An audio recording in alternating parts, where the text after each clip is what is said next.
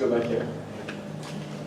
Hi. With your background in the legal system, especially in South Dakota, being a judge and a lawyer, I was wondering, one of the problems that I see right now in our society is kind of the downturn of the American family. And I see one of those results being the increased pressure put on the welfare system because of single parents. And I wonder if maybe the idea of equal involvement of both parents when it comes to the unfortunate divorces that we have so prominent in this country, maybe could help solve some of the issues that we have going. Well, I get asked that a lot by a lot of people, and as a judge, I had a lot of opportunities, and as a lawyer before that too. I didn't do a lot of custody cases, but I took cases for the underdog. A lot of times those were fathers who I believed in would be the better parents. So the cases are filled with my name on cases standing up for either parent, but usually the one that was kind of an underdog who had the best ability to parent the child and give the child the most stable upbringing, in my view.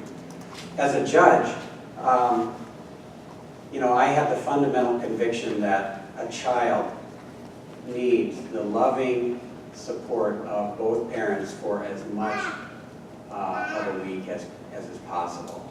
And unless one parent is posing a risk of harm to that child. And that's the way I always govern.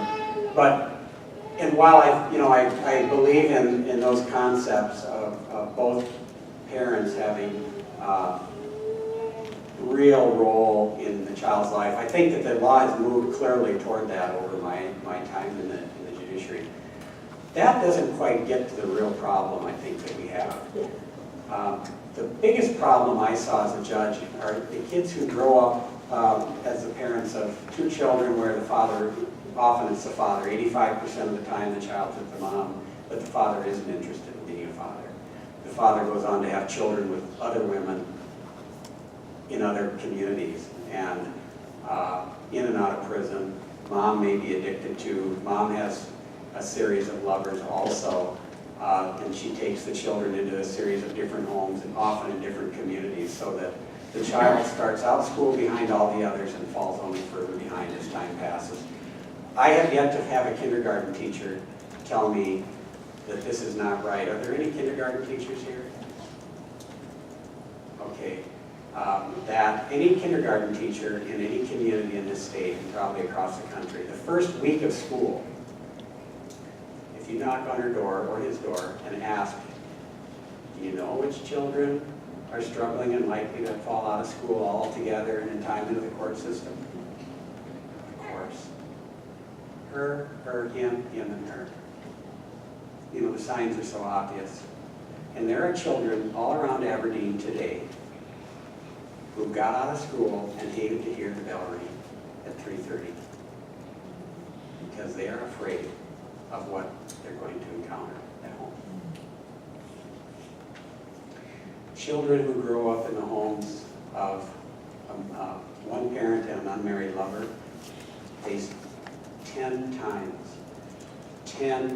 the risk of abuse as children from a home of two parents who are married to one another. Those kids live lives so often of unspeakable fear in the shadows of the communities. And if we don't acknowledge what's going on in their lives, they're going to grow up and struggle as much as their parents did. Politicians don't want to talk about this, but you see them in Walmarts, and you see them when you take your children to school, your grandchildren to school, if you look, they're there. And the sad thing is, our state government, when it went through its budget cuts,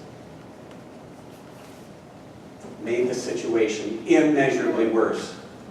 You can look at the reports the state filed with the federal government as to child abuse and neglect. The reports of abuse and neglect are listed every year by every state.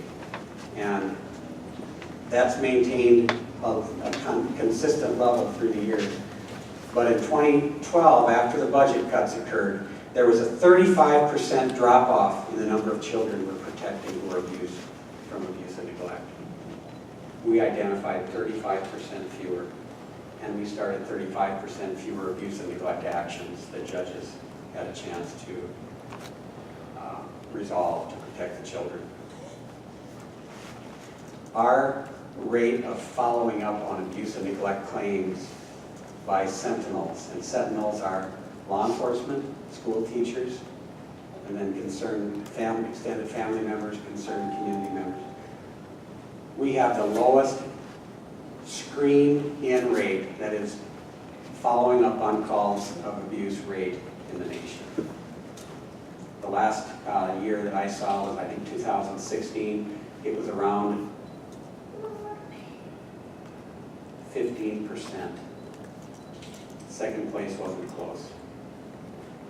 The actual data is in a law review article I wrote, but we should all be troubled about how we're failing to protect vulnerable young children from abuse.